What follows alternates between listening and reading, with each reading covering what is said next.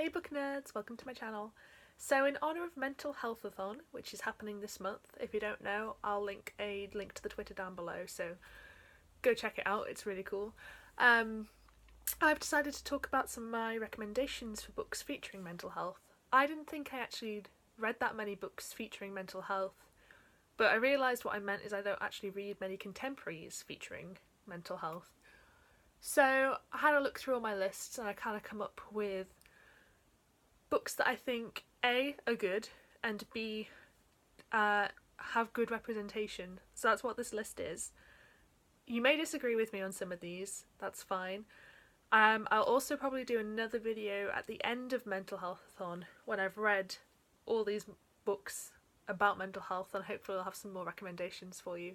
I think I'm going to do a counter video as well where I'm talking about books that have bad mental health representation, because I've read, sadly, a fair few of them. So yeah, I'm just going to start talking about the books. The first book I want to talk about I haven't actually read for a long time, but when I did read it, I've read it a lot of times, and that is Breathless by Jessica Warman. This features schizophrenia, is the representation that it has, and I picked up this book because I did a project when I was at school. There was an option to do like an extended project for credit, and I decided to do it, and I chose to look at how schizophrenia is represented in fiction. It was a very short project, so I got to look at 3 books I think in total, but Breathless was one of them. This is about a girl whose brother has schizophrenia, and her parents are very, very self-involved, and they're kind of too in love with each other to pay attention to their children. So it's up to her to look after her brother. However, she goes away to a boarding school, and it's kind of about her life at the boarding school as well as how her relationship with her brother changes. This might not be as good as I remember, but I know the representation in it was done very well, and I enjoyed it at the time, certainly when I read it.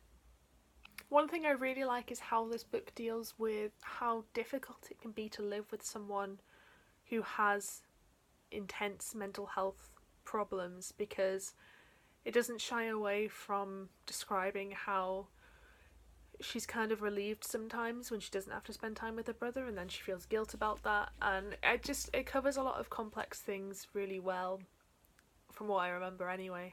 On a similar vein, I have A Blue So Dark by Schindler. This I also read for part of the same project. It also has schizophrenia. In this case, it's a girl whose mother has schizophrenia, and our main character is an artist, and her mother's also an artist, and it's about how she struggles to separate her mother's schizophrenia from her artistic ability, and how she's afraid that if she indulges her artistic ability, she'll also develop schizophrenia. This is more focused, I think, on the schizophrenia. With Breathless, there is a large section where she's just at school and it doesn't really talk about her brother, whereas with this, I seem to remember she was at home all the time. But yeah, both of those, good representation. And my final schizophrenia recommendation is A Head Full of Ghosts by Paul Tremblay. This comes with a big kind of disclaimer. So this is a horror book, and this book is about a girl who, when she was younger, she was part of a documentary with her family because her family believed that her older sister was possessed by a ghost slash devil slash evil spirit. So it's a horror book, and the whole thing with the book is that you don't know if she's got schizophrenia, you don't know if she really is possessed by an evil spirit. My personal interpretation of it was that it is about schizophrenia, which is why I'm including it on this list. But it is up for debate, so this isn't necessarily as strong as some of the others in terms of representation, I guess.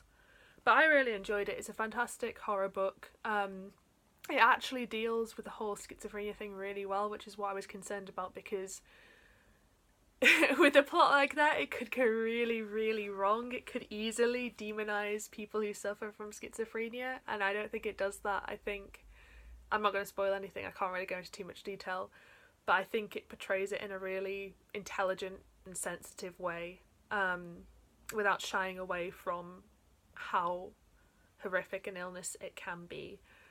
So yeah, that's all I'm going to say about this one. I would highly recommend it. The representation is up for debate. My next recommendation is They Both Die at the End by Adam Silvera. I've read a couple of Adam Silvera's books now. This was my favourite. I preferred this to History Is All You Left Me, but that also is a very good book and that also has representation in. This has specifically anxiety and agoraphobia in it. And this is set in a kind of a world where people know when they're going to die, and what happens is on the day of their death they get a phone call from this company that tells them they're going to die in the next 24 hours, and then they have an unspecified amount of time to kind of say goodbye to people and do all that stuff.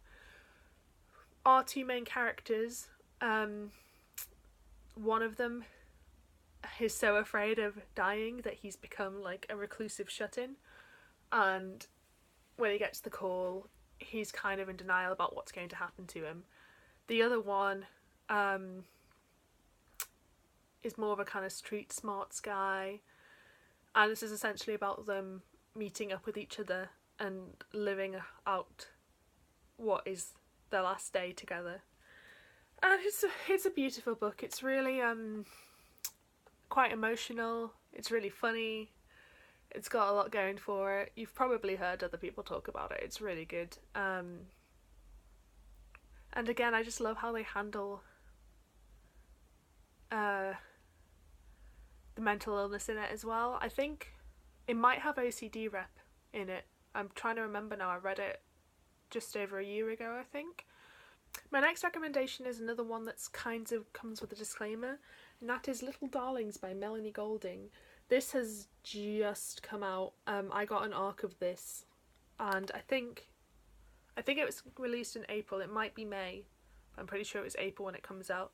And this is a thriller about a woman who gives birth to twins, and after she's given birth to these twins, she thinks that they are swapped with changeling children, and that this specific woman is tormenting her and she wants to get her real children back. The representation in this is postnatal depression. It's kind of up for debate because the theme of this book is that you don't know if someone really is messing with her, you don't know if fantasy elements are involved, or you don't know if it's just her postnatal depression. But having read it, I think no matter how you interpret it, she certainly has some degree of postnatal depression, and I think that that's portrayed really well. It doesn't shy away from talking about some of the horrific aspects of giving birth.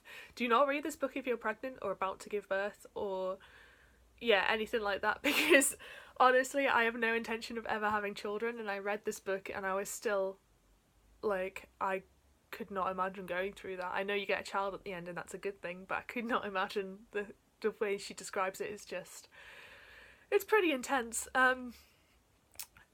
But yeah, this is a really enjoyable thriller. Again, it's a recommendation for if you don't want to read a contemporary. There's a lot of options for other books that can portray mental health really well, and yeah, this is just a really solid thriller. I really enjoyed it. The next one is one of my long-term favourite books, and that is Some Girls Are by Courtney Summers. Courtney Summers shot to fame recently because she published Sadie, which became an incredibly popular book. Could not be happy for her. I've read her books for years now, and I've always loved the way she writes about really brutal topics in just such an intelligent and kind of beautiful way. It's hard to say that because it's brutal, but she just describes things so well. Some Girls Are, I would say the rep in it is trauma primarily. Massive trigger warnings for this for like rape and sexual abuse, and also mental abuse, because this is essentially about a girl who I think she is raped. I can't quite remember right at the start. I think she is raped, or she's sexually assaulted, and then her friend, she's sexually assaulted by her best friend's boyfriend.